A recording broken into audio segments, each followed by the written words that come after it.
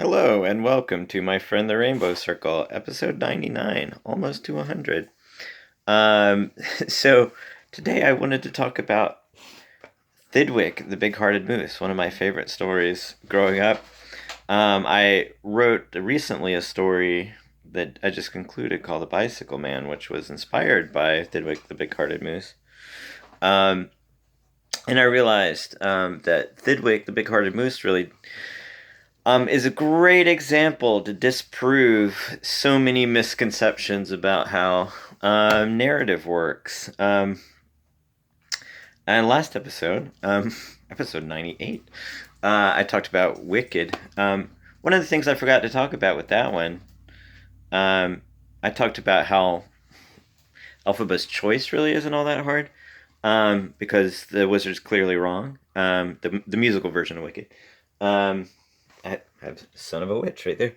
Um, but her choice really isn't that hard because the wizard's clearly wrong, and so that reduces some of the potential complexity of emotional responses that you might have in her rejecting the wizard.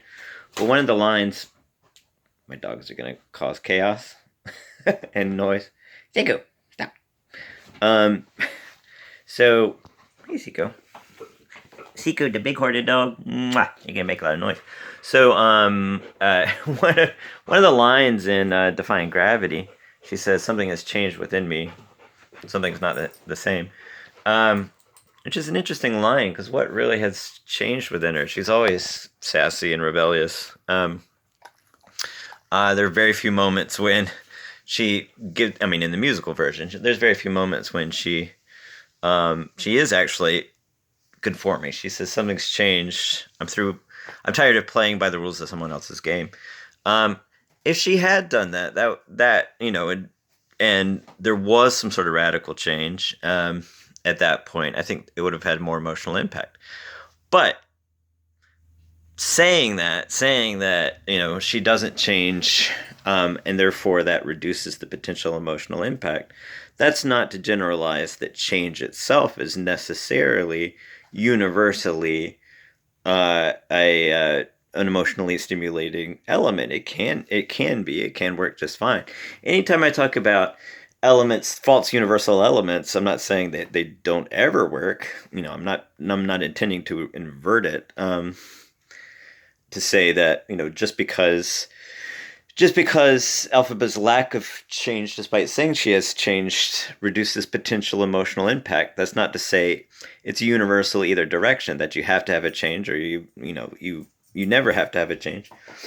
So change is just a false universal either direction. It is something that can work, and I think a lot of those narrative elements that people talk about as being necessary can work just fine. My fraught relationship with show don't tell has to do with this idea that it's not a universal. It works fine. It's an element that if something is flagging in your prose, use some show don't tell. If something is flagging in your character, try a little bit of change here and there.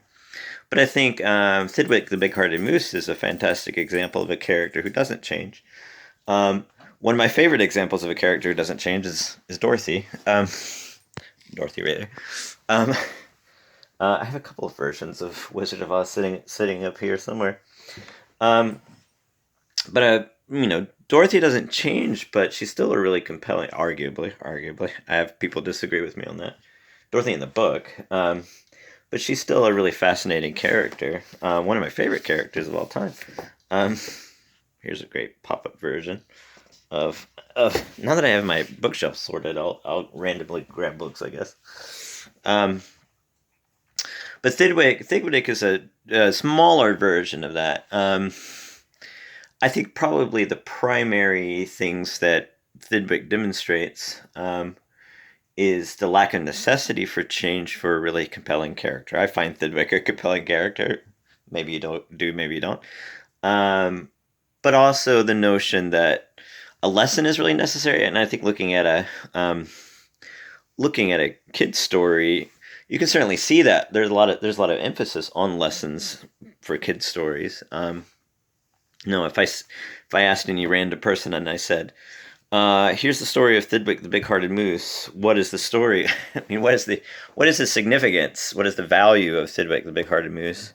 They might say, oh, it teaches this lesson that shouldn't take advantage. You shouldn't tolerate people who take advantage of you. That seems to be the lesson by the end. But those millions and millions of fans out there, unfamiliar with Thidwick the Big-Hearted Moose. It's about a moose who lets animal. Hi. You can see why I love Thidwick the Big-Hearted Moose, because it's about somebody who lets animals live in his horns, crawl all over him and live in his horns. But he lets all these different animals just live in his horns, so it grows exponentially. And my story, The Bicycle Man, that riffs on it. If I can grab Ionesco. Ah! My books are falling. Ionesco, there's Ionesco. One of my favorite, probably my favorite writer, other than Dr. Seuss. But yeah, certainly up there as one of my favorite writers. It's sort of Thidwick the Big-Hearted Moose is an example of absurd accumulation, sort of story structure that Ionesco was great at. Dr. Seuss would certainly do that a lot. Absurd accumulation is just there's a lots and lots of kids' books that use that sort of structure. But Thidwick the Big-Hearted Moose does that sort of Ionesco structure, where more and more animals just move into Thidwick's horns, and he gets heavier and heavier. And he has to cross this lake because it's hunting season, so he has to get to this safe place, and he can't cross this lake because there's too many animals living in his horns. And so they're going to cause him to die because they're taking advantage of him. And then, so the hunters come around. He can't swim across the lake. He can't get away from the hunters because these animals taking advantage of him are weighing him down too much. But the resolution, spoiler alert, on this very short kids book from decades ago, the resolution is that he just molts his horns. His horns just fall off. And all the animals living in his horns are murdered by the hunters and stuffed. All the animals that take advantage of him just die. So he has no agency in choosing. He doesn't have a moment where he says, "Oh, I should not let these animals take advantage of me." He never has a moment where he says, "What you're doing is bad. You should stop doing this." Just purely by accident, he's able to solve his problems. And as a kid, I loved the story. But the reason I loved the story was because I related to Thidwick. Because, I let people take advantage of me. I still let people take advantage of me. I did not learn the lesson. So if the value of Thidwick the Big-Hearted Moose is that it teaches kids a lesson about being taken advantage of, I'm a prime example of where that lesson did not stick whatsoever. But I don't think that is the value of Thidwick the Big-Hearted Moose. I think the value is emotional stimulation. So I related to Thidwick. He's not a human being. He's a moose on the purely visceral level. And that, this has to do with, I think, some misconceptions about how relating to characters really works. On the purely visceral, irrational, emotional level, certainly I relate to the feeling of being taken advantage of, the feeling of, these animals want to live in his horns. He lets them do it. They don't really care about him, but he just continues to let them do it. All of that sort of tragedy of him being housing these horrible animals. And it's hilarious that they, it's dark and brutal and disturbing on the one hand, but it is hilarious that they all get murdered by hunters and stuff at the end. But ultimately, if you said if you took the perspective, and normally I would say you can make a valid argument that the value of the story could as easily be the lesson that you learn, and that would be up here in the rainbow circle. the gleaning some rhetorical universal sort of concept from it that you could apply into the real world, all that sort of stuff. You could say this is a valuable story because you can teach kids how to not be taken advantage of, and so you would say, that's the value of the story. I would disagree that that's the value of the story personally, and I would say the value is in that empathetic experience with Thidwick. But you would have a valid position to say that lessons can be valuable to a story. I, as a storyteller, I, as a writer, what I would glean from that would be that you can have a story without a lesson, but you can't really have a story without emotional stimulation. So if you said that the primary value of Thidwick the Big-Hearted Moose was the lesson that it teaches, it's a total failure. Because what lesson does it really teach? Thidwick just really accidentally gets rid of, the parasitical animals that are taking advantage of him. He doesn't learn anything. He doesn't take a stand. And that's true. Ionesco had that happen all the time.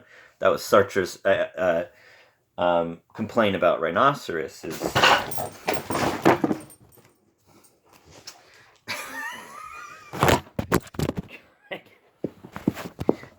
Chaos. Oh my god. Okay. The joy of having way too many pets in your home. This is a perfect example of the Thidwick syndrome right there. The joy of pet ownership. Anyway. Total chaos every once in a while. Where was I? But if you said the value is the lesson, and you did an either or, and you said the value is the lesson, but it's not the emotional stimulation, and then it would be a total failure of a story. And critics do this sort of thing all the time. They would say, it's a bad story because he has no agency in the change that he experiences. Valid argument if the value of the story was just in the argument. But I found the story very valuable. But it was in the emotional stimulation. So that's if you think about the rainbow circle, it is a spectrum. You can have both sides. You can certainly have a story that's much more purely emotionally stimulating. You have a story that does teach a lesson. It's not an either or. It's not saying you either have to have emotional stimulation or you have a lesson. But a story can be a success even if the lesson itself is a failure. So thinking about Thidwick's lack of agency, it creates this further sort of tragic situation where certainly Thidwick lacks agency in his solution to his problem of being taken advantage of. But if you extend that out and you say, will he go through this experience again? Yeah, probably he'll go through the experience again. He hasn't changed a bit. So the lack of change creates, an increased emotional stimulation. So I would say probably much more significant. Are you apologizing? I have Maggie. Hey, say hi, Maggie. Say hi, Maggie. Hi. No? Okay, you're just visiting. You're going to knock everything over again? Much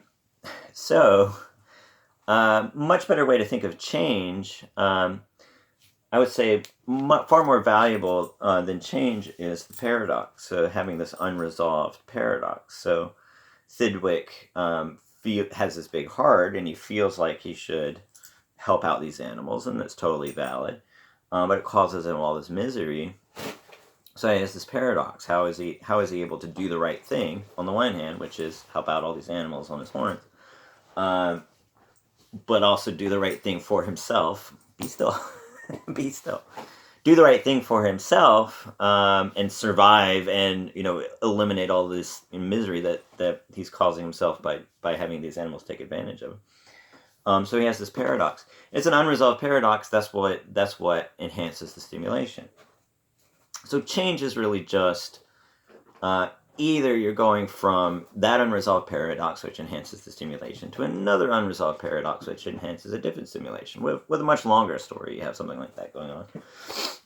Or change is designed just purely to function as the ending of the story. So from a storyteller's perspective, looking at something like the lesson at the end of the story, the resolution of an unresolved paradox, stuff like that, I would certainly view that as being more technically structurally the end. So let's say Thidwick came to the realization that he shouldn't let animals take advantage of him. I have a cat digging in a box. Oh, stop!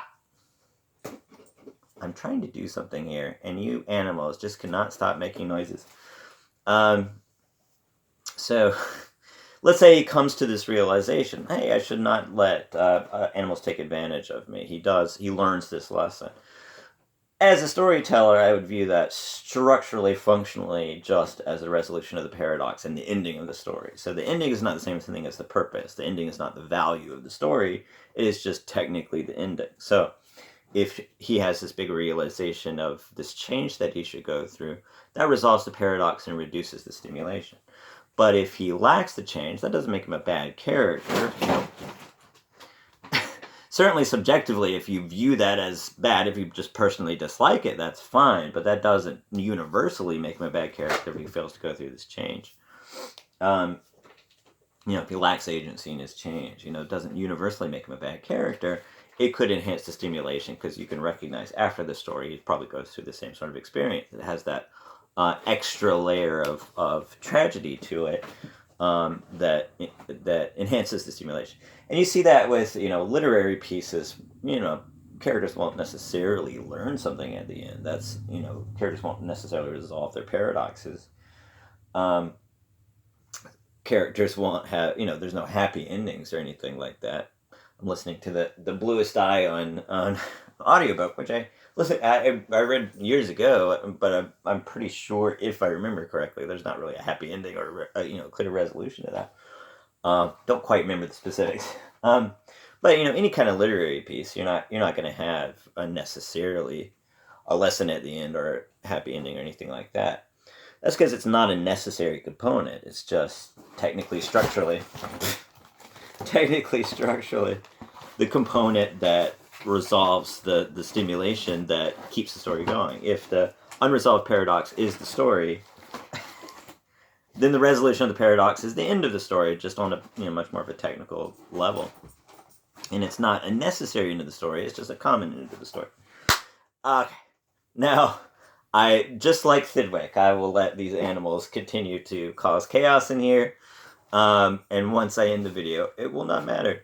But anyway, thank you for watching, my millions of fans, and I will see you on episode 100.